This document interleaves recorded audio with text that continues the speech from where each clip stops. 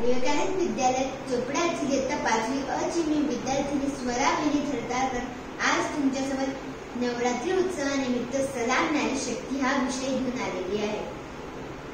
एक तरुणी आपल्या भावासोबत बच्चूंनी पाल यांच्याकडे आली आणि तिने आपला एव्हरेस्ट सर करण्याचा मनोदय त्यांच्यासमोर व्यक्त केला आणि आपल्याला प्रशिक्षण देण्यास विनंती केली। बच्चूंनी पाल यांनी तिच्याकडे पुन्हा एक बार पाहिले आणि तुला हे जमणार नाही असे सांगून तिला प्रशिक्षण देण्यास नकार दिला। बच्चूंनी पाल यांनी असे का केले?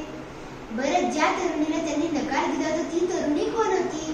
पुढे काय झालं? त्या तरुणीचा मनोदय पूर्ण झाला का? बच्चूंनी पाल यांनी तिला प्रशिक्षण दिलं का? असे अनेक प्रश्न आपल्याला पडलेच असतील, तर मी जास्त उत्सुकता ताणून धरणार नाही। चला तर मग आजच्या गोष्टीला सुरुवात करूया। 12 एप्रिल 2011 रोजी एक तरुणी नोकरीच्या मुलाखतीसाठी रेल्वेने दिल्लीला निघाली होती। अचानक ती त्या डब्यात बसली होती। त्या डब्यात काही गुंडे शिरले आणि ते लोकांना लुटायला सुरुवात केली। अचानक त्या गुंड्यांची नजर या तरुणीकडे असलेल्या सोन्याच्या चेनवर पडली आणि त्यांनी ती खेचायला सुरुवात केली।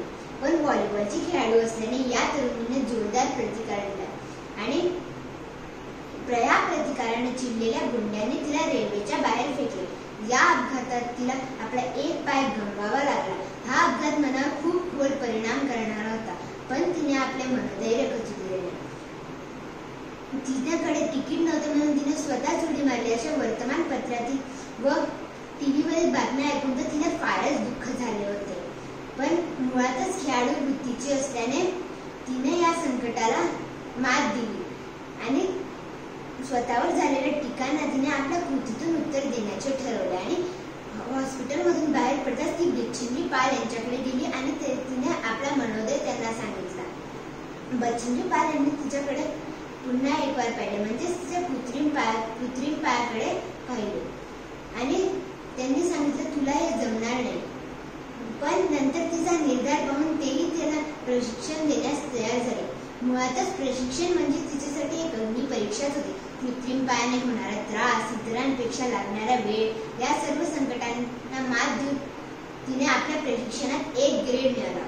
पण खरा प्रवास तर अजून बाकी होता। ध्येयपूर्तीचा, स्वतःला सिद्ध करण्याचा आणि टीकाकारांना उत्तर देण्याचा। ध्येयपूर्तीचा तिचा प्रवास शेर्पांच्या नकारानेच सुरू झाला। तिच्यासोबत येणाऱ्या शेर्पांनी तिच्या कृत्रिम पायाकडे बघून तिला येण्यास नकार दिला, पण नंतर तिचा निर्धार पाहून तोही तयार झाला। मजल दरमजल करत, संकटे झेलून, थंडी व वादळांचा सामना करत, ठिकठिकाणी पडलेले रक्त व प्रेत पाहत, डोळा देखत, पाय घसरून दरीत पडून गिर्हरोहकांचा मृत्यू पाहत, अधूनमधून निसटणारा कृत्रिम पाय आणि संपत आलेला प्राणवायू, या सर्व संकटांना मात देऊन ती पोहोचली पृथ्वीवरील सर्वोच्च जागी म्हणजेच एव्हरेस्ट शिखरावर।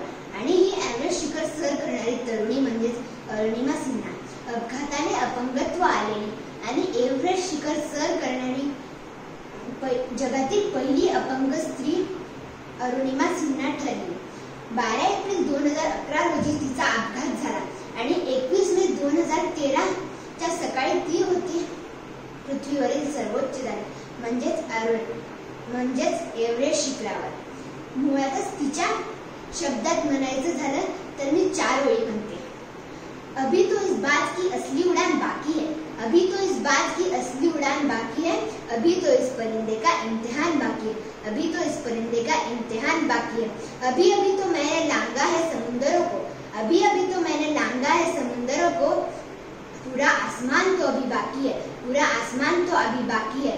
म्हणूनच अरुणिमा सिन्हा एक यशवंत आहे। धन्यवाद।